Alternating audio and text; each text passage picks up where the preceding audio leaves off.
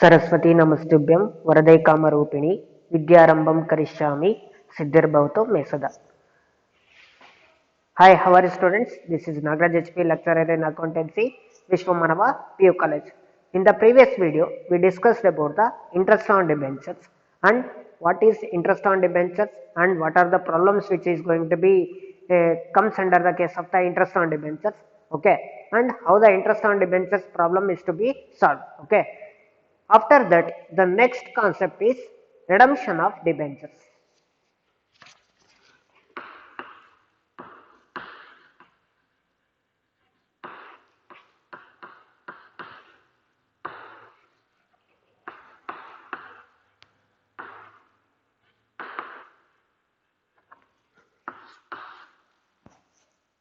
In the previous class, you also know that what exactly the redemption of debentures, isn't it? But what are the procedures which is going to be followed by the company while they are going to be making the redemption of debentures, and what are the factors to be considered, what are the methods to be followed. So there is certain aspects are there in respect of redemption of debentures. Okay, you all know that redemption of debentures nothing but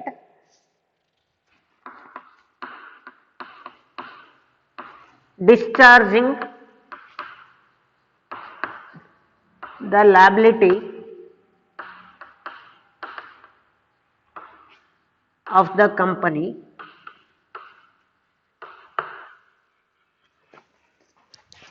by making payment to the debenture holders in terms of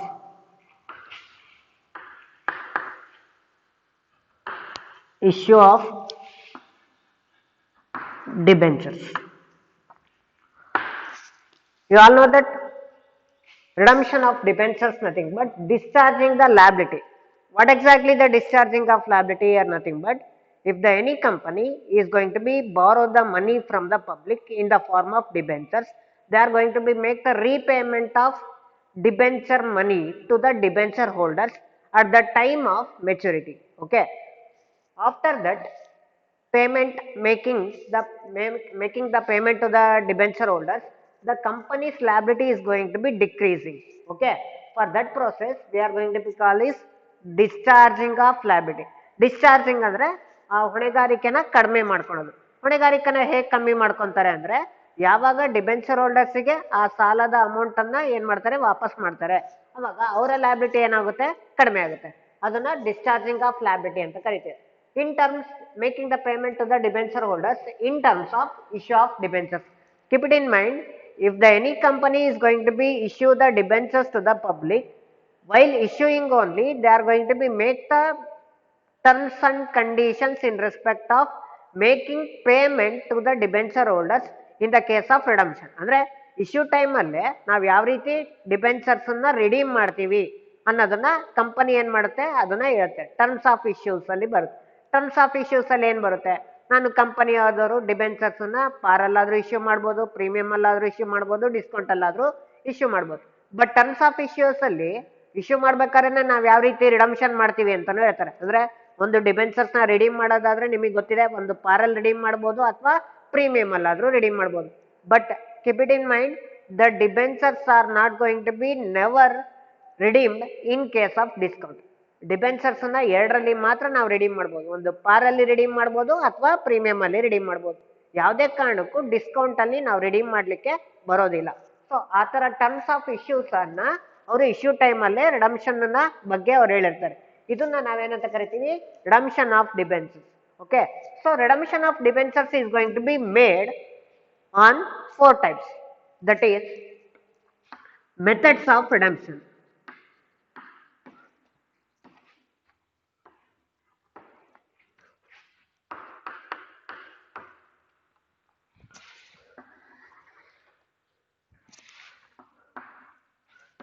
In the methods of redemption, first one method is lump sum method. and second one is installment method, and third one is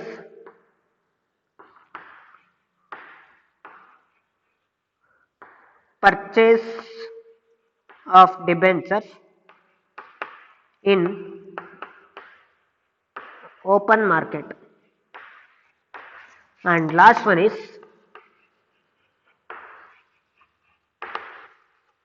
conversion of debentures to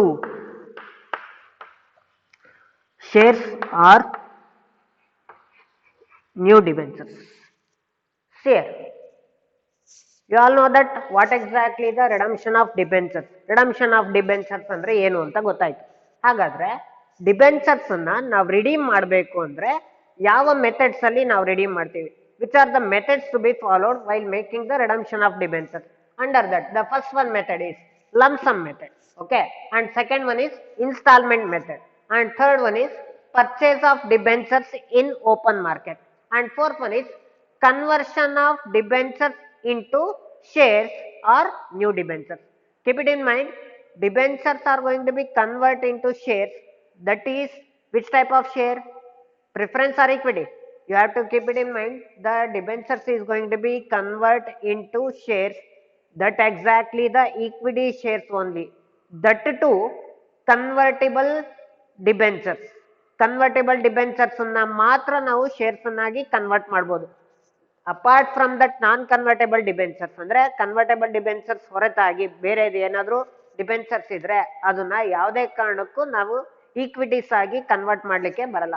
only the convertible debentures are going to be convert into shares or into the new class of debentures. ಅಂದ್ರೆ ನಾನು ಹೊಸದಾಗಿ ನಾನು debentures ಅನ್ನ ನಾನು ಏನಾದ್ರು issue ಮಾಡಿ redemption time ಅಲ್ಲಿ ಮತ್ತೆ ನನಗೆ ಎಕ್ಸ್ಟೆಂಡೆಡ್ ಪೀರಿಯಡ್ ಏನಾದ್ರು ಬೇಕು ಅಂದ್ರೆ ಅದೇ ಡಿಬೆಂಚರ್ಸ್ ನ ಮತ್ತೆ ನಾವು ರೀ ಇಶ್ಯೂ ಮಾಡ್ತೀವಿ. ಅದೇ ಡಿಬೆಂಚರ್ ಹೋಲ್ಡರ್ಸ್ಗೆ ನ್ಯೂ ಪ್ರೈಸ್ ಅಲ್ಲಿ ನಾವು ಏನ್ ಮಾಡ್ತೀವಿ, ಅದನ್ನ ರೀ ಇಶ್ಯೂ ಮಾಡ್ತೀವಿ. ಅದನ್ನ ನಾವು ನ್ಯೂ ಕ್ಲಾಸ್ ಆಫ್ ಡಿಬೆಂಚರ್ಸ್ ಅಂತ ಕರಿತೀವಿ. ಏನಂತ ಕರಿತೀವಿ? New class of debentures. For example, first time ಅವ್ರು ಇಶ್ಯೂ ಮಾಡ್ಬೇಕಾದ್ರೆ 3 years ಇಶ್ಯೂ ಮಾಡಿರ್ತಾರೆ. At the end of the 3 years ಅವರಿಗೆ ಇನ್ನ ಎಕ್ಸ್ಟೆಂಡೆಡ್ ಪೀರಿಯಡ್ ಅಂದ್ರೆ ಮುಂದಿನ ಒಂದು ಇನ್ನ 2 ವರ್ಷಕ್ಕೆ ಅದೇ ಅಮೌಂಟ್ ಬೇಕಾಗಿರುತ್ತೆ, ಬಾರೋಡ್ ಅಮೌಂಟ್.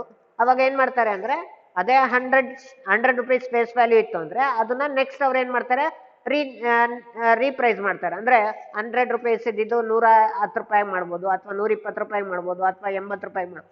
ಅವಾಗ ಏನ್ ಮಾಡ್ತಾರೆ, ನ್ಯೂ ಕ್ಲಾಸ್ ಆಫ್ ಡಿಬೆಂಚರ್ಸ್ ಅನ್ನ ಮತ್ತೆ ರೀ ಇಶ್ಯೂ ಮಾಡೋದ್ರ ಮುಖಾಂತರ ಆ ಒಂದು ಡಿಬೆಂಚರ್ ಹೋಲ್ಡರ್ಸ್ಗೆ ಮತ್ತೆ ಎಕ್ಸ್ಟ್ರಾ ಟೈಮ್ ಅನ್ನ ಏನ್ ಮಾಡ್ತಾರೆ, ತಗೊಂತಾರೆ. ಅದನ್ನ ನ್ಯೂ ಕ್ಲಾಸ್ ಆಫ್ ಡಿಬೆಂಚರ್ಸ್ ಅಂತ ಕರಿತೀವಿ.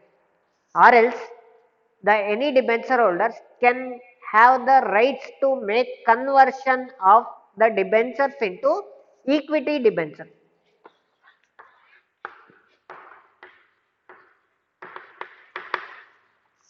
If the any debentures is going to be get offer from the company, make the conversion of their debentures to the equities, okay, then the debenture holders can have the rights to make the conversion of their part of debenture holder debentures to the equities. ಅಂದ್ರೆ ಅವರ ಭಾಗದಲ್ಲಿ ಎಷ್ಟು debentures ಇರುತ್ತೆ ಅಂದ್ರೆ ನಾನು 10 debentures ನ ತಗೊಂಡಿದ್ರೆ ಆ 10 debentures ಅನ್ನ ನಾನು ಏನ್ ಮಾಡ್ಬೋದು, ಈಕ್ವಿಟೀಸ್ ಆಗಿ ಕನ್ವರ್ಟ್ ಮಾಡ್ಬೋದು. ಈ ತರ ನಾವು ಕನ್ವರ್ಷನ್ ಆದ್ರೆ, ಇವಾಗ ನಿಮಗೆ ಗೊತ್ತಿದೆ debenture holders they are the lender, equity share holders they are the owners. Keep it in mind. ನಿಮಗೆ ಬಿಗಿನಿಂಗ್ ಆಫ್ ದ ಕ್ಲಾಸ್ ಅಲ್ಲಿ ಹೇಳಿದೆ, ಈಕ್ವಿಟಿ ಶೇರ್ ಹೋಲ್ಡರ್ಸ್ ಓನರ್ಸ್ ಅಂತ ಕರಿತೀವಿ, ಡಿಬೆಂಚರ್ ಹೋಲ್ಡರ್ಸ್ ಅನ್ನ ನಾವು ಓನರ್ಸ್ ಅಂತ ಕರೆಯಲ್ಲ, ಅವ್ರನ್ನ ನಾವೇನಂತ ಕರಿತೀವಿ, ಲೆಂಡರ್ಸ್ ಅಂತ ಕರಿತೀವಿ. ಯಾಕೆಂದ್ರೆ ಅವ್ರು ಏನ್ ಲೆಂಡ್ ಮಾಡಿರ್ತಾರೆ, ಏನ್ ಸಾಲ ಕೊಟ್ಟಿರ್ತಾರೆ, ದುಡ್ಡನ್ನ ಸಾಲ ಕೊಟ್ಟಿರ್ತಾರೆ. ಸೊ ಆ ಲೆಂಡರ್ ಹೋಗಿ ಅವ್ರು ಏನಾಗ್ತಾರೆ, ಓನರ್ ಆಗ್ತಾರೆ. ಓನರ್ ಯಾವಾಗ ಆಗ್ತಾರೆ, ಅವರ ಡಿಬೆಂಚರ್ಸ್ ಅನ್ನ ಕನ್ವರ್ಟ್ ಮಾಡ್ಕೊಂಡಾಗ ಅವ್ರು ಏನಾಗ್ತಾರೆ, ಲೆಂಡರ್ ಇದ್ದಿದ್ದು ಓನರ್ ಆಗ್ತಾರೆ. ಓಕೆ, ಸೊ ಇದನ್ನ ನಾವು ಕನ್ವರ್ಷಬಲ್ ಡಿಬೆಂಚರ್ಸ್ ಅಂತ ಕರಿತೀವಿ. ಓಕೆ, ಕನ್ವರ್ಷನ್ ಮುಖಾಂತರ ನಾವು ಡಿಬೆಂಚರ್ಸ್ ಅನ್ನ ನಾವೇನ್ ಮಾಡ್ತೀವಿ, ರೀಪೇಮೆಂಟ್ ಮಾಡ್ತಾ ಹೋಗ್ತೀವಿ. ಇದು ಒಂದ್ ಮೆಥಡ್. ನೆಕ್ಸ್ಟ್ ಇನ್ನೊಂದೇನು, purchase of debentures in open market. Listen carefully. Open market nothing but in the stock market.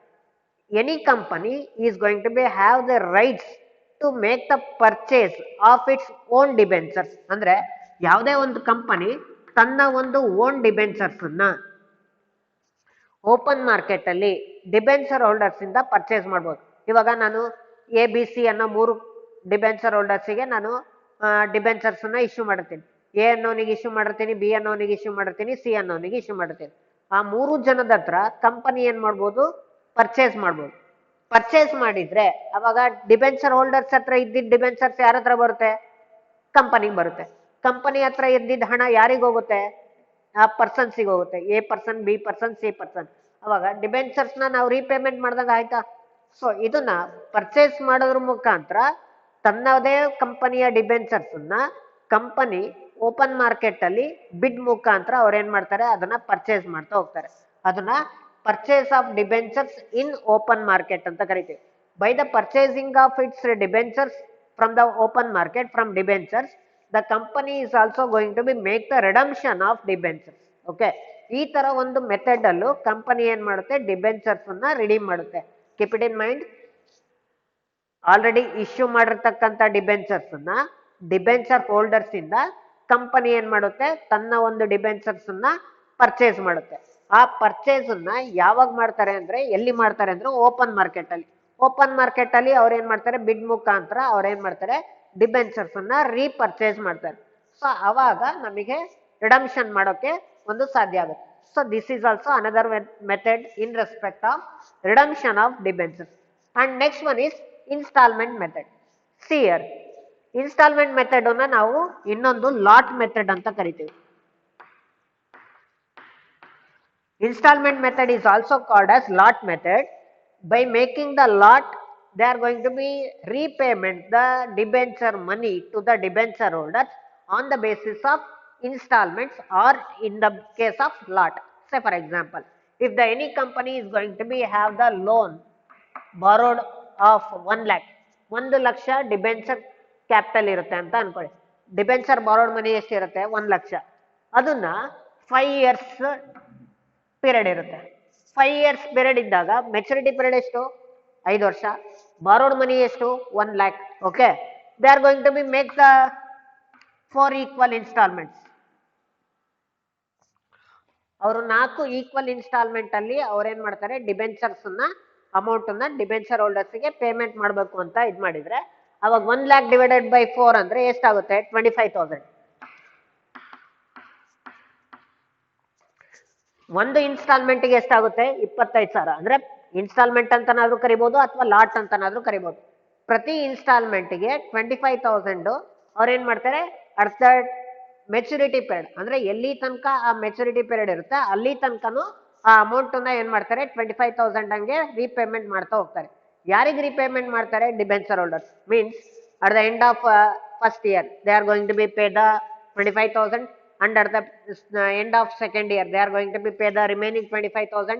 ಈ ತರ ಏನ್ ಮಾಡ್ತಾರೆ, ಪೇಮೆಂಟ್ ಮಾಡ್ತಾ ಹೋಗ್ತಾರೆ. ಅಂದ್ರೆ 5 ವರ್ಷ ಮೆಚುರಿಟಿ ಪೀರಿಯಡ್ ಇರುತ್ತೆ. ಆ 5 ವರ್ಷ ಮೆಚುರಿಟಿ ಪೀರಿಯಡ್ ಅಲ್ಲಿ ಏನ್ ಮಾಡ್ತಾರೆ, ಫಸ್ಟ್ ಇಯರ್ ಬಿಡ್ತಾರೆ. ಸೆಕೆಂಡ್ ಇಯರ್ ಕೊನೆಯಲ್ಲಿ ಅವ್ರು ಎಷ್ಟು ಪೇಮೆಂಟ್ ಮಾಡ್ತಾರೆ, 25,000. 25,000 ಪೇಮೆಂಟ್ ಮಾಡಿದ್ಮೇಲೆ ರಿಮೈನಿಂಗ್ ಎಷ್ಟು ಉಳಿಯುತ್ತೆ, 75,000 ಉಳಿಯುತ್ತೆ. ಸೆಕೆಂಡ್ ಇಯರ್ ಆದ್ಮೇಲೆ ಥರ್ಡ್ ಇಯರ್ 25,000 ಪೇಮೆಂಟ್ ಮಾಡ್ತಾರೆ. ಥರ್ಡ್ ಇಯರ್ 25,000 ಪೇಮೆಂಟ್ ಮಾಡಿದ್ಮೇಲೆ ಎಷ್ಟು ರಿಮೈನಿಂಗ್ ಉಳಿಯುತ್ತೆ, 50,000. ನೆಕ್ಸ್ಟ್ ಫೋರ್ತ್ ಇಯರ್ 25,000 ಪೇಮೆಂಟ್ ಮಾಡ್ತಾರೆ. ಫೋರ್ತ್ ಇಯರ್ 25,000 ಪೇಮೆಂಟ್ ಮಾಡಿದ್ಮೇಲೆ ಎಷ್ಟು ರಿಮೈನಿಂಗ್ ಉಳಿಯುತ್ತೆ, 25,000 ಉಳಿಯುತ್ತೆ. At the end of the fifth year ಅಂದ್ರೆ 4ನೇ ಈಕ್ವಲ್ ಇನ್ಸ್ಟಾಲ್ಮೆಂಟ್ ಅಲ್ಲಿ 25,000 ಕಂಪ್ಲೀಟ್ ಅಮೌಂಟ್ ಪೇಮೆಂಟ್ ಮಾಡಿದಾಗ ಅವರ ಡಿಬೆಂಚರ್ ಲ್ಯಾಬಿಲಿಟಿ ಏನಾಗುತ್ತೆ, ನಿಲ್ ಆಗುತ್ತೆ. ಸೊ ಈ ತರ ಅವ್ರು ಏನ್ ಮಾಡ್ತಾರೆ, ಬಾರೋಡ್ ಅಮೌಂಟ್ ಒಂದು ಈಕ್ವಲ್ ಇನ್ಸ್ಟಾಲ್ಮೆಂಟ್ ಆಗಿ ಡಿವೈಡ್ ಮಾಡಿದ್ಮೇಲೆ ಆ ಒಂದು ಮೆಚುರಿಟಿ ಪೀರಿಯಡ್ ಕೊನೆ ತನಕನು ಅವ್ರೇನ್ ಮಾಡ್ತಾರೆ, ಆ ಒಂದು ಇನ್ಸ್ಟಾಲ್ಮೆಂಟ್ ಅಮೌಂಟ್ ಪೇಮೆಂಟ್ ಮಾಡ್ತಾ ಹೋಗ್ತಾರೆ. ಅದನ್ನ ನಾವು ಇನ್ಸ್ಟಾಲ್ಮೆಂಟ್ ಮೆಥಡ್ ಅಥವಾ ಲಾಟ್ ಮೆಥಡ್ ಅಂತ ಕರಿತೀವಿ. ಓಕೆ, ಅದೇ ತರ ಈ ಒಂದು ಇನ್ಸ್ಟಾಲ್ಮೆಂಟ್ ಅಮೌಂಟ್ ಪೇಮೆಂಟ್ ಮಾಡ್ತಾರೆ. ಮತ್ತೆ ಇಂಟ್ರೆಸ್ಟ್ ಪೇಮೆಂಟ್ ಮಾಡ್ಬೇಕಲ್ವಾ ಡಿಬೆಂಚರ್ ಹೋಲ್ಡರ್ಸ್ಗೆ. ಆ ಇಂಟ್ರೆಸ್ಟ್ ಕೂಡ ನಾವು ಬಾರೋಡ್ ಮನಿ ಮೇಲೆ ಅವರು ಈಕ್ವಲ್ ಇನ್ಸ್ಟಾಲ್ಮೆಂಟ್ಸ್ ಪ್ಲಸ್ ಇಂಟ್ರೆಸ್ಟ್ ಎರಡು ಕೂಡ ಪೇಮೆಂಟ್ ಮಾಡ್ತಾ ಹೋಗ್ತಾರೆ. ಅಂದ್ರೆ 25,000 ಸಾಲ ಮತ್ತೆ ಅದಕ್ಕೆ ಬಡ್ಡಿ. ಇವಾಗ ಬಡ್ಡಿ 5,000 ರೂಪಾಯಿ ಅಂತ ಅನ್ಕೊಳ್ಳಿ. 25,000 ಸಾಲನು ಕೊಡ್ತಾರೆ ಮತ್ತೆ 5,000 ರೂಪಾಯಿ ಬಡ್ಡಿನೂ ಕೊಡ್ತಾರೆ. ಅವಾಗ ಟೋಟಲ್ ಡಿಬೆಂಚರ್ ಹೋಲ್ಡರ್ಸ್ಗೆ ಎಷ್ಟು ಸಿಗುತ್ತೆ, 30,000 ಸಿಗುತ್ತೆ. ಈ ತರ ಅವರು ಪ್ರತಿ ಇನ್ಸ್ಟಾಲ್ಮೆಂಟ್ ಅಲ್ಲೂ ಅಮೌಂಟ್ ಏನ್ ಮಾಡ್ತಾರೆ, at the end of the every year ಅವ್ರು ಏನ್ ಮಾಡ್ತಾರೆ, ಪೇಮೆಂಟ್ ಮಾಡ್ತಾ ಹೋಗ್ತಾರೆ. ಅದನ್ನ ನಾವೇನಂತ ಕರಿತೀವಿ, instalment method are lot method ಅಂತ ಕರಿತೀವಿ. Okay, and the next one is that is lump sum method.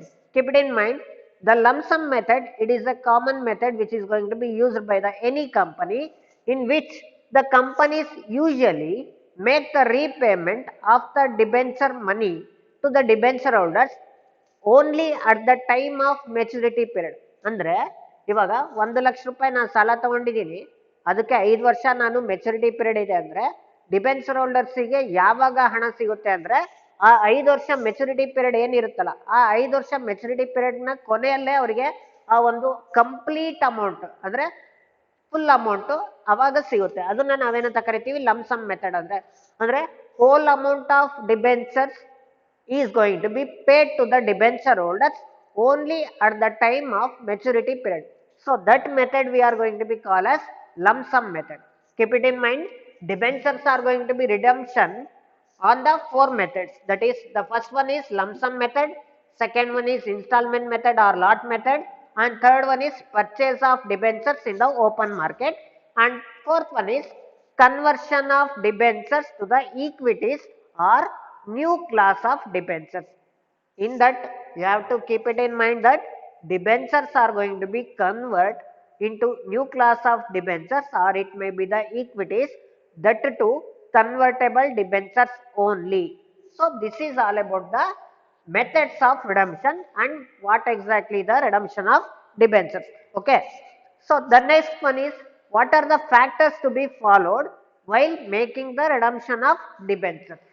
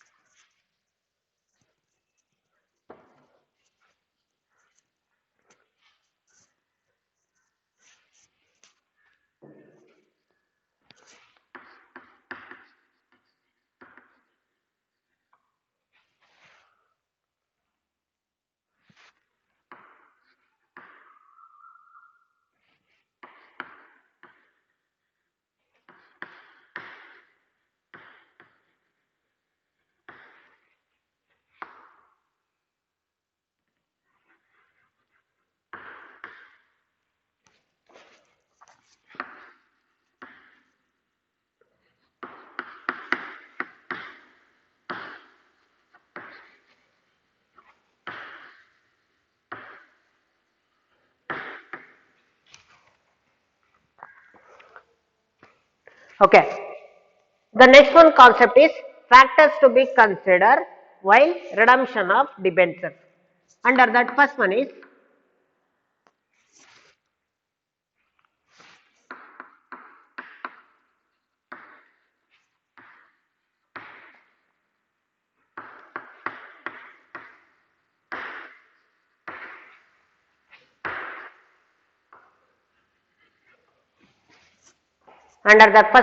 time of redemption of debentures. Company generally they are going to be make the redemption of debentures on the maturity period only. ಅಂದ್ರೆ ಯಾವುದೇ ಕಂಪನಿಯವರು debentures ಅನ್ನ redeem ಮಾಡಬೇಕು ಅಂದ್ರೆ maturity period ನ due date ಅಲ್ಲೇ ಅವ್ರು ಏನ್ ಮಾಡ್ತಾರೆ, ಡಿಬೆಂಚರ್ಸ್ ಅನ್ನ ರೆಡೀಮ್ ಮಾಡ್ತಾರೆ. But only the certain companies they are going to be make the redemption of debentures before the due date if they are going to be get the permission or they are going to be make the notice in the articles.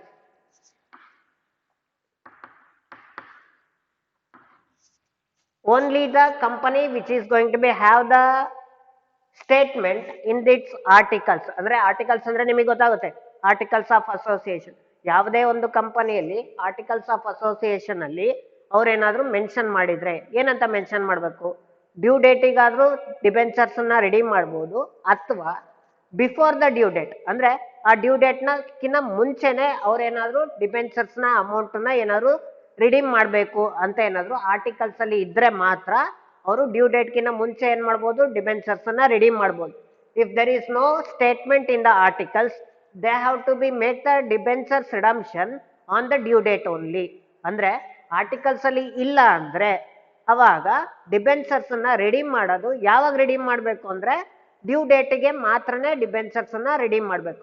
Articles ಅಲ್ಲಿ ಇದ್ರೆ due date ಗಿನ್ನ ಮುಂಚೆನಾದ್ರೂ ಮಾಡ್ಬೋದು ಅಥವಾ due date ಅಲ್ಲಾದ್ರೂ ಮಾಡ್ಬೋದು.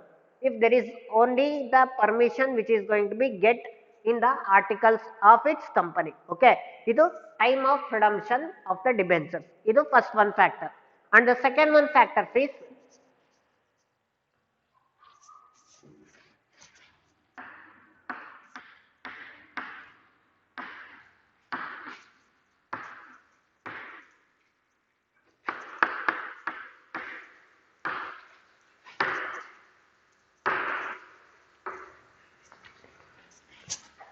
the second one factor for redemption of debentures is sources of redemption of debentures. Sources ಅಂದ್ರೆ ಸಂಪನ್ಮೂಲ. ಯಾವ ಒಂದು ಸಂಪನ್ಮೂಲದಿಂದ ನಾವು ಡಿಬೆಂಚರ್ಸ್ ಅನ್ನ ನಾವು ರೀಪೇಮೆಂಟ್ ಮಾಡಬೇಕು.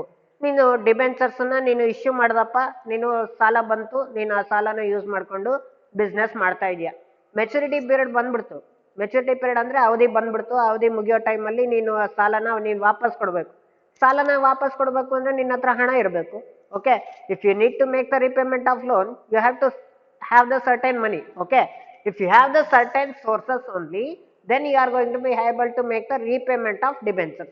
If you does not have the any type of sources of funds, you are not unable to going to be make the repayment of debentures. Okay, on what are the sources they are going to be have by the company while making the debentures redemption? That is, first one sources of fund is out of capital.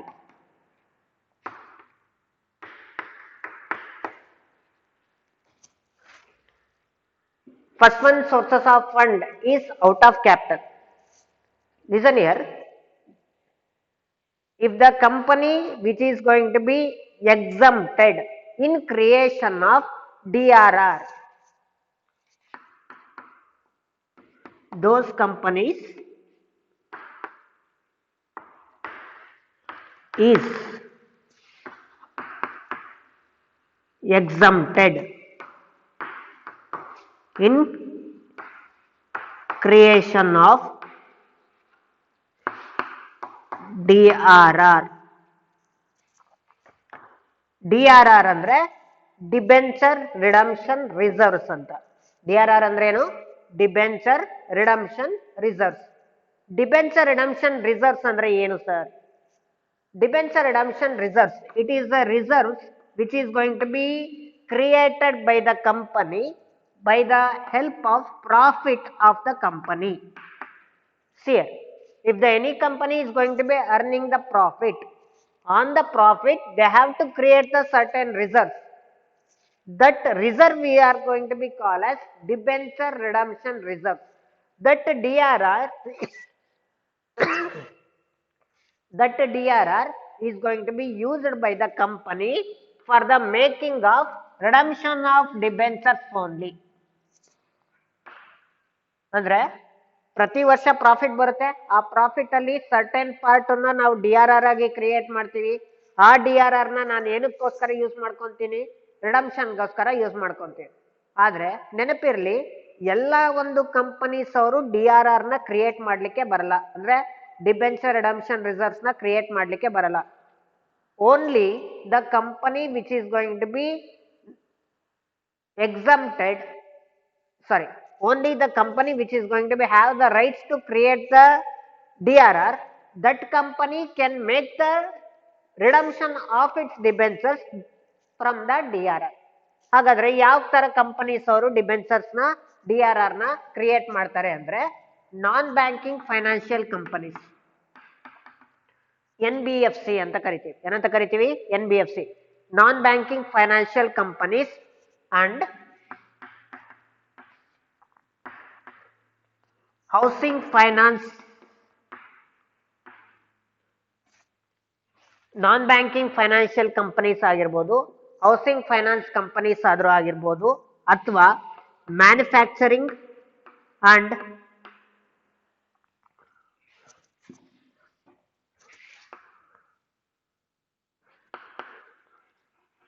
Infrastructure companies ಆದ್ರೂ ಆಗಿರ್ಬೋದು,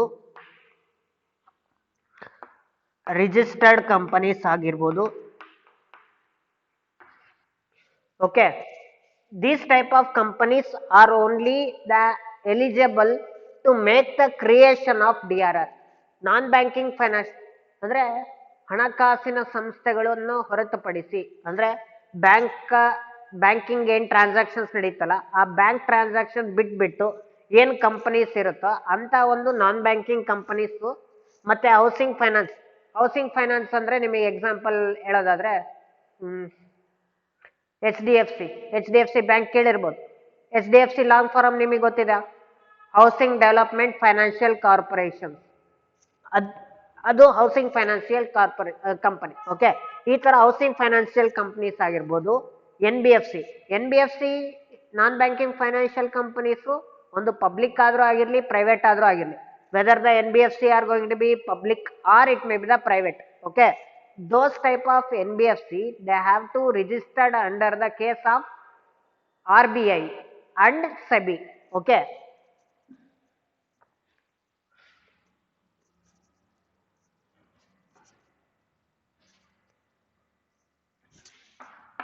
ಒಂದು RBI ಅಲ್ಲಿ registered ಆಗಿರಬೇಕು ಮತ್ತೆ SEBI. Okay, those NBFCs are going to be registered under the case of the RBI and SEBI. They are going to be have the eligibility to make the creation of DRR out of profit every year. ಪ್ರತಿ ವರ್ಷ ತಾನು ಗಳಿಸ್ತಕ್ಕಂತ ಒಂದು ಲಾಭದ ಒಂದು 25% DRR ನ create ಮಾಡ್ಬೋದು. ಅದನ್ನ ಯಾವ್ದ್ರಲ್ಲಿ ಕ್ರಿಯೇಟ್ ಮಾಡ್ತಾರೆ? ಪ್ರಾಫಿಟ್ ಅಲ್ಲಿ ಕ್ರಿಯೇಟ್ ಮಾಡ್ತಾರೆ.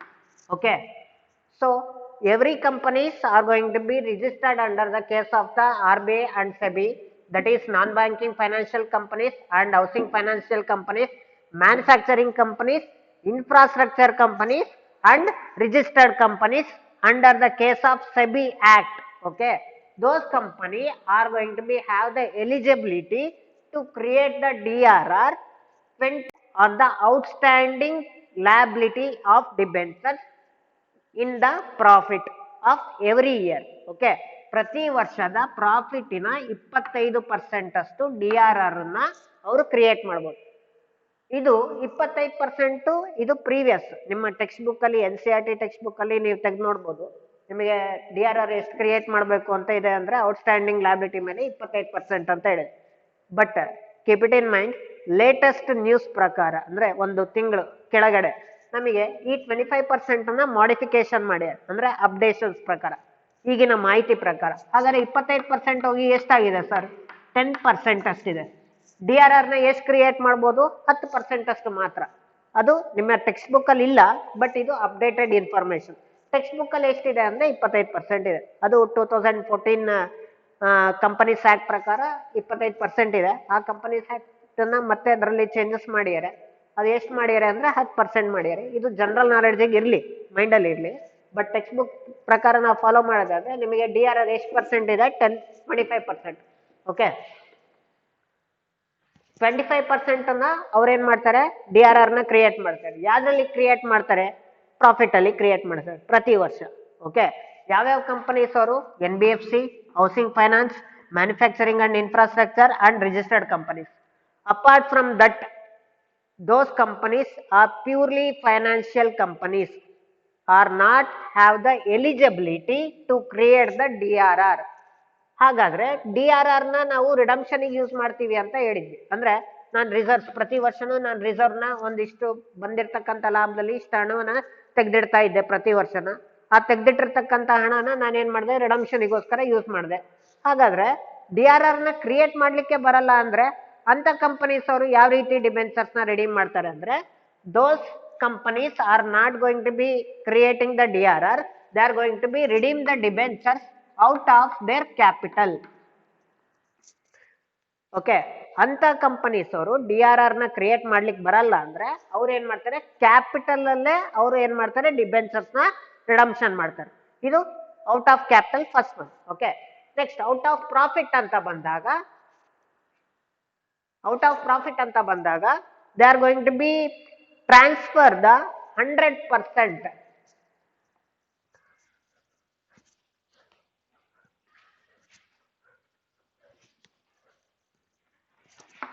Second one, out of profit. Out of profit anta bandaga they are going to be transfer the 100% face value of debentures to the DRR.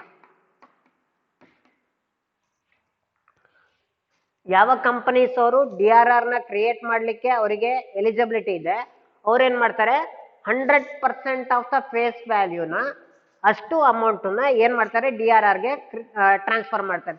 ಆ ಡಿ ಆರ್ ಆರ್ ನ ನಲ್ಲಿ transfer ಮಾಡಿದ್ಮೇಲೆ, credit ಮಾಡಿದ್ಮೇಲೆ, ರಿಸರ್ವ್ಸ್ಗೆ ಆ face ವ್ಯಾಲ್ಯೂನ credit ಮಾಡಿದ್ಮೇಲೆ ಆ D R R ನ ಎದಕ್ಕೋಸ್ಕರ use ಮಾಡ್ತಾರೆ, ರಿಡಮ್ಷನ್ಗೋಸ್ಕರ ಯೂಸ್ ಮಾಡ್ತಾರೆ. ಇದು ಔಟ್ ಆಫ್ ಪ್ರಾಫಿಟ್. ಓಕೆ, ಇನ್ನು ನೆಕ್ಸ್ಟ್ ಥರ್ಡ್ ಒನ್ ಅಂತ ಬಂದ್ರೆ ನಿಮಗೆ first out of capital.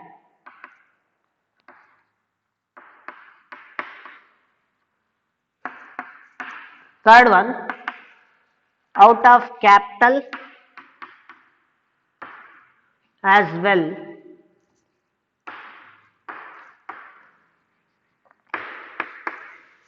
Out of capital and profit ಅಂದ್ರೆ ಪ್ಯೂರ್ಲಿ ಕ್ಯಾಪಿಟಲ್ ಇಂದ ರಿಡಮ್ಷನ್ ಮಾಡೋದು ಒಂದು, ಪ್ಯೂರ್ಲಿ ಪ್ರಾಫಿಟ್ ಇಂದ ರಿಡಮ್ಷನ್ ಮಾಡೋದು ಇನ್ನೊಂದು. ಥರ್ಡ್ ಒನ್ ಬಂದ್ಬಿಟ್ಟು ಕ್ಯಾಪಿಟಲ್ ಅಲ್ಲೂ ಸರ್ಟೈನ್ ಪಾರ್ಟ್ ನ ರಿಡಮ್ಷನ್ ಮಾಡ್ತಾರೆ, ಮತ್ತೆ ಪ್ರಾಫಿಟ್ ಮುಖಾಂತರನು ಸರ್ಟೈನ್ ಅಮೌಂಟ್ ನ ರಿಡಮ್ಷನ್ ಮಾಡ್ತಾರೆ. ಅಂದ್ರೆ ಬಂಡವಾಳದ ಮುಖಾಂತರನು ನಾವು ರಿಡಮ್ಷನ್ ಮಾಡ್ಬೋದು, ಮತ್ತೆ ಪ್ರಾಫಿಟ್ ಮುಖಾಂತರನು ರಿಡಮ್ಷನ್ ಮಾಡ್ಬೋದು. ಅಂದ್ರೆ ಎರಡು ನಾವು ಪೋರ್ಷನ್ ಆಗಿ ತಗೊಂಡು, ಸಮ್ ಪಾರ್ಟ್ ಆಗಿ ತಗೊಂಡು ಏನ್ ಮಾಡ್ತೀವಿ, ರಿಡಮ್ಷನ್ ಮಾಡ್ತಾ ಹೋಗ್ತೀವಿ. Okay, so this is the second one in the case of the factors. That is, first one factor ಬಂದ್ಬಿಟ್ಟು time, second one factor ಬಂದ್ಬಿಟ್ಟು sources. Okay,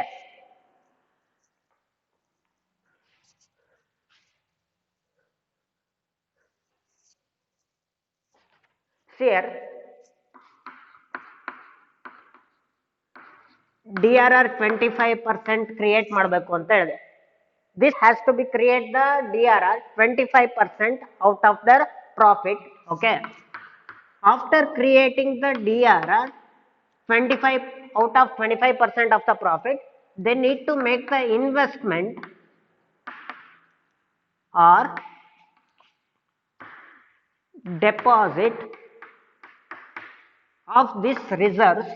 ಓಕೆ, ಅಂದ್ರೆ ಒಂದು ಈ ರಿಸರ್ವ್ ನ ಕ್ರಿಯೇಟ್ ಮಾಡಿದ್ಮೇಲೆ ಆ ಒಂದು ರಿಸರ್ವ್ ಅನ್ನ ಇನ್ವೆಸ್ಟ್ಮೆಂಟ್ ಆದ್ರೂ ಆಗ್ಲಿ ಅಥವಾ ಡೆಪಾಸಿಟ್ ಆದ್ರೂ ಆಗ್ಲಿ ಅವ್ರು ಮಾಡ್ಬೇಕು ಪ್ರತಿ ವರ್ಷ. ಎಷ್ಟು ಪರ್ಸೆಂಟ್ ಅಂದ್ರೆ 15%. Okay, 15% of the debenture valued reserves is going to be deposited or invested by the companies every year out of the DRR. ಅಂದ್ರೆ ರಿಸರ್ವ್ಸ್ ನ ಕ್ರಿಯೇಟ್ ಮಾಡಿದ್ವಿ, ರಿಸರ್ವ್ಸ್ ನ ಕ್ರಿಯೇಟ್ ಮಾಡಿ ಹಣ ಹಾಗೆ ಇಟ್ಕೊಂಡ್ರೆ ಅದರಿಂದ ನಮಗೆ ರಿಟರ್ನ್ಸ್ ಏನು ಸಿಗಲ್ಲ. ರಿಸರ್ವ್ಸ್ ನಾನು ಇಟ್ಕೊಂಡ್ಮೇಲೆ ಆ ರಿಸರ್ವ್ಸ್ ನ ಏನ್ ಮಾಡ್ತೀನಿ, ಇನ್ವೆಸ್ಟ್ ಮಾಡ್ತೀನಿ. ಒಂದು ಮಾರ್ಕೆಟಬಲ್ ಸೆಕ್ಯೂರಿಟೀಸ್ ಅಲ್ಲಾದ್ರೂ ಇನ್ವೆಸ್ಟ್ ಮಾಡ್ಬೋದು, ಅಥವಾ ಸ್ಟೇಟ್ ಗೌರ್ಮೆಂಟ್ ಅಲ್ಲಾದ್ರೂ ಇನ್ವೆಸ್ಟ್ ಮಾಡ್ಬೋದು, ಅಥವಾ ಸೆಂಟ್ರಲ್ ಗೌರ್ಮೆಂಟ್ ಸೆಕ್ಯೂರಿಟೀಸ್ ಅಲ್ಲಾದ್ರೂ ಇನ್ವೆಸ್ಟ್ ಮಾಡ್ಬೋದು, ಬಾಂಡ್ಸ್ ಅಲ್ಲಿ ಇನ್ವೆಸ್ಟ್ ಮಾಡ್ಬೋದು, ಅಥವಾ ಶೆಡ್ಯೂಲ್ಡ್ ಬ್ಯಾಂಕ್ಸ್ ಅಲ್ಲಾದ್ರೂ ಇನ್ವೆಸ್ಟ್ ಮಾಡ್ಬೋದು. ಯಾವ ತರನಾದ್ರಲ್ಲಾದ್ರೂ ನಾವು ಇನ್ವೆಸ್ಟ್ ಮಾಡ್ಬೋದು. ಎಷ್ಟು ಪರ್ಸೆಂಟ್ ಇನ್ವೆಸ್ಟ್ ಮಾಡಬೇಕು, 15%. ಆಗ್ಲೇ ಹೇಳಿದೆ 25% ಇದು ಓಲ್ಡ್, ಎಷ್ಟಿದೆ 10% ಇದೆ. ಬಟ್ 10% ಮತ್ತು 15% ಎರಡೂ ಇವಾಗ ಅಟ್ ಪ್ರೆಸೆಂಟ್ ಇರೋದು. ಬಟ್ 15% ಅದು ಇನ್ವೆಸ್ಟ್ಮೆಂಟ್ ಯಾವುದೇ ಚೇಂಜಸ್ ಇಲ್ಲ. ಡಿ ಆರ್ ಆರ್ ಮಾತ್ರ 25% ಇದ್ದದ್ದು ಎಷ್ಟಾಗಿದೆ, 10% ಆಗಿದೆ. Okay,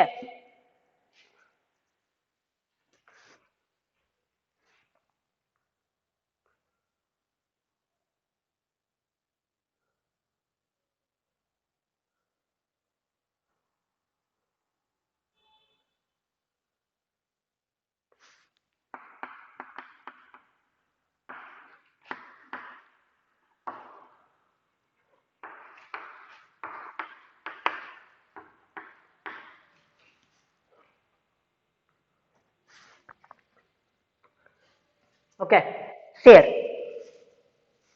Okay, according to rule section 18 and subsection 7 of Companies Act 2014. Section 18 and subsection 7 of Companies Act 2014, the companies are going to be create the DRR.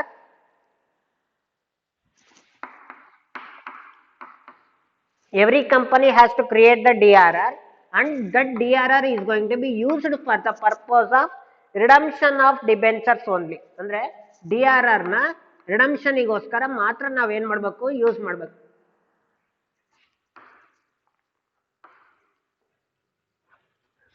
ಇದು first one. Debenture redemption reserves are going to be used for redemption of debentures only. ಇದು ಯಾವ್ದ rule ಪ್ರಕಾರ, rule 18 and subsection of 7 of Companies Act 2014. Companies Act 2014 ನ ಒಂದು rule 18 ಮತ್ತೆ subsection 7 ಪ್ರಕಾರ ಯಾವುದೇ ಒಂದು ಕಂಪನೀಸ್ ಅವರು DRR ನ ಕ್ರಿಯೇಟ್ ಮಾಡಿದ್ದಾರೆ ಅಂದ್ರೆ DRR is going to be used for redemption of debentures only. Okay, and next one is DRR is to be created out of profit.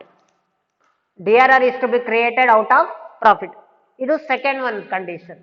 Second condition ಏನು? Rule 18 subsection 7 ಪ್ರಕಾರ DRR ನ ನಾವು ಯಾವ್ದ್ರ ಮುಖಾಂತರ create ಮಾಡಬೇಕು? Profit ಮುಖಾಂತರ create ಮಾಡಬೇಕು. Okay,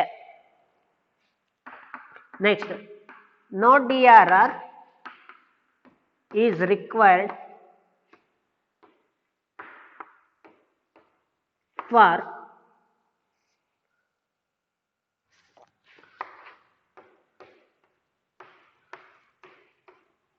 financial companies.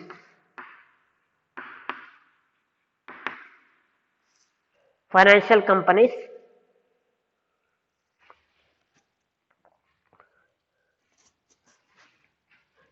issued by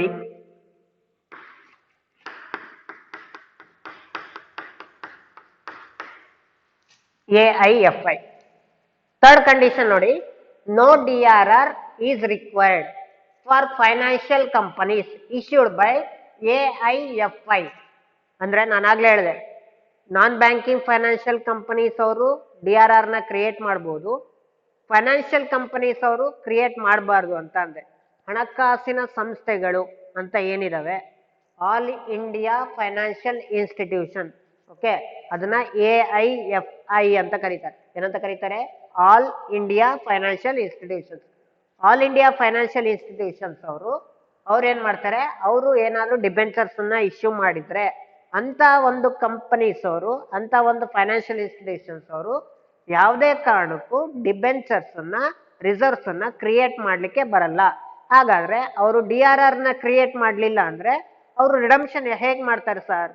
ಅವ್ರ ಹತ್ರ ದುಡ್ಡು ಹೇಗ್ ಬರುತ್ತೆ ಅಂದ್ರೆ, ಅಂತ ಒಂದು ಫೈನಾನ್ಷಿಯಲ್ ಇನ್ಸ್ಟಿಟ್ಯೂಷನ್ಸ್ ಅವರು ರಿಡಂಪ್ಷನ್ ಅನ್ನ ಪ್ಯೂರ್ಲಿ ಅವರು ಕ್ಯಾಪಿಟಲ್ ಮುಖಾಂತರನೇ ರಿಡೀಮ್ ಮಾಡೋದು, ಯಾವುದೇ ರೀತಿ DRR ಇರಲ್ಲ. ಓಕೆ, ಇದು third one.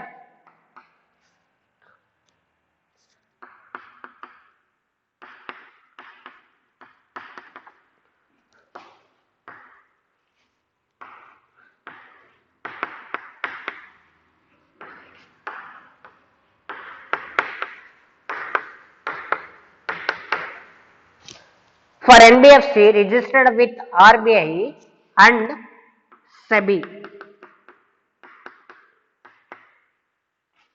they have to create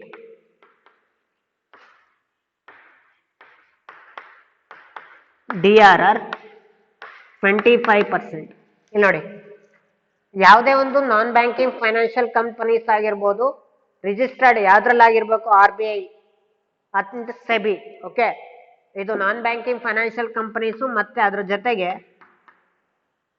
housing finance companies.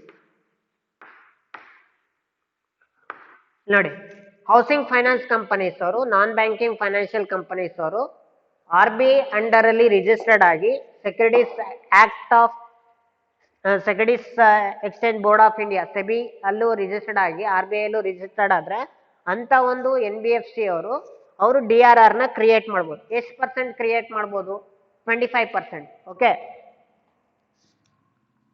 ಅದು ಏನು ಅಂದ್ರೆ ಪ್ರೈವೇಟ್ಲಿ ಪ್ಲೇಸ್ಡ್ ಡಿಬೆಂಚರ್ಸ್ ಗೆ ಅವರು ಕ್ರಿಯೇಟ್ ಮಾಡ್ಲಿಕ್ಕೆ ಬರಲ್ಲ. ಪಬ್ಲಿಕ್ಲಿ ಪ್ಲೇಸ್ಡ್ ಡಿಬೆಂಚರ್ಸ್ ಅನ್ನ ಅವರು ಕ್ರಿಯೇಟ್ ಮಾಡ್ಬೋದು. ಸಿಯರ್ there is another certain adjustments are there. Non banking financial companies, housing finance companies ಅವರು RBI ಅಂಡರ್ ಅಲ್ಲಿ ರಿಜಿಸ್ಟರ್ಡ್ ಆದ್ರೆ DRR ನ ಕ್ರಿಯೇಟ್ ಮಾಡ್ಬೋದು ಅಂತ ಹೇಳಿದೆ. ಎಷ್ಟು ಪರ್ಸೆಂಟ್? 25%. ಯಾವ್ದ್ರ ಮೇಲೆ? ಪ್ರಾಫಿಟ್ ಮೇಲೆ. ಆದ್ರೆ ಅದು ಪಬ್ಲಿಕ್ ಇಶ್ಯೂಡ್ ಡಿಬೆಂಚರ್ಸ್ ಆದ್ರೆ ಮಾತ್ರ. ಪ್ರೈವೇಟ್ ಇಶ್ಯೂಡ್ ಡಿಬೆಂಚರ್ಸ್ ಆದ್ರೆ ಅದು ಯಾವುದೇ ಕಾರಣಕ್ಕೂ ಡಿಬೆಂಚರ್ಸ್ ರಿಡಮ್ಷನ್ ರಿಸರ್ವ್ಸ್ ನ DRR ನ ಕ್ರಿಯೇಟ್ ಮಾಡ್ಲಿಕ್ಕೆ ಬರಲ್ಲ. Okay, so this is the another one condition. And next one condition is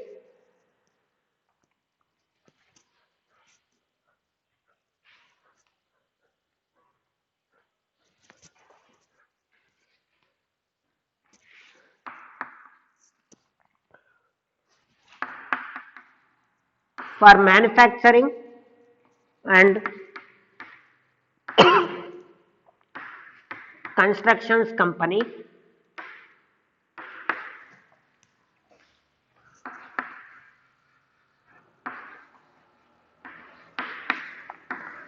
they have to create 25% DRR. ನೋಡಿ, through public issue.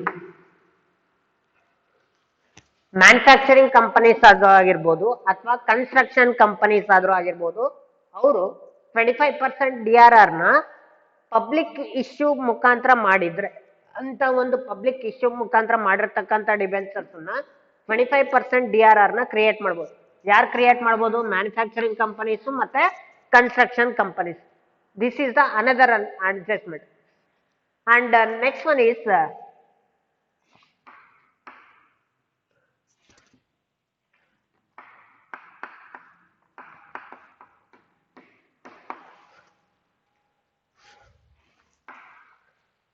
Share. 25% DRR ನ ಕ್ರಿಯೇಟ್ ಮಾಡ್ಬೋದು ಅಂತ ಹೇಳಿದೆ. DRR ನ ಯಾವಾಗ ಕ್ರಿಯೇಟ್ ಮಾಡ್ತಾರೆ? On or before the 30th April of every year. ಪ್ರತಿ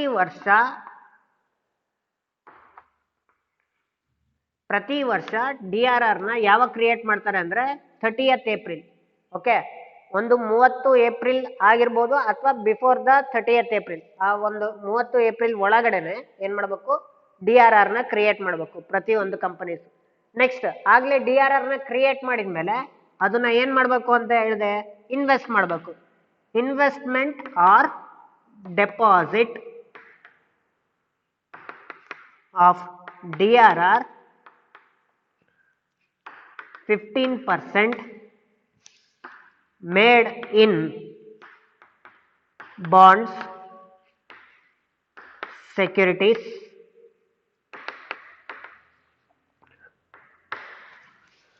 or scheduled banks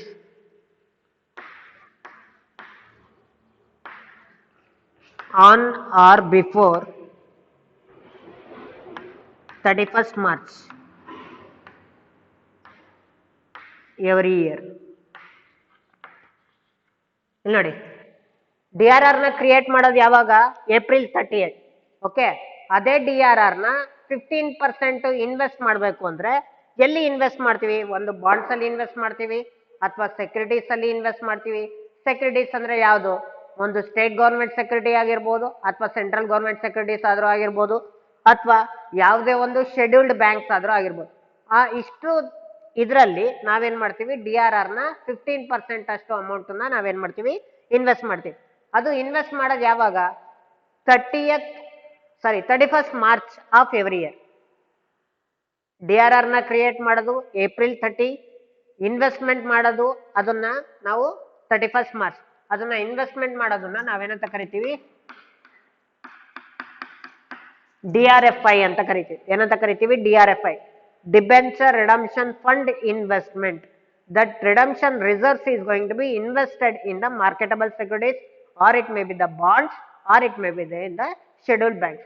So this is all about the things we are going to be came across in the case of redemption of debentures at the time of maturity, and how the debentures is going to be redemption, and what are the methods to be followed, and what are the conditions are going to be kept by the company while they are going to be make the redemption of debentures.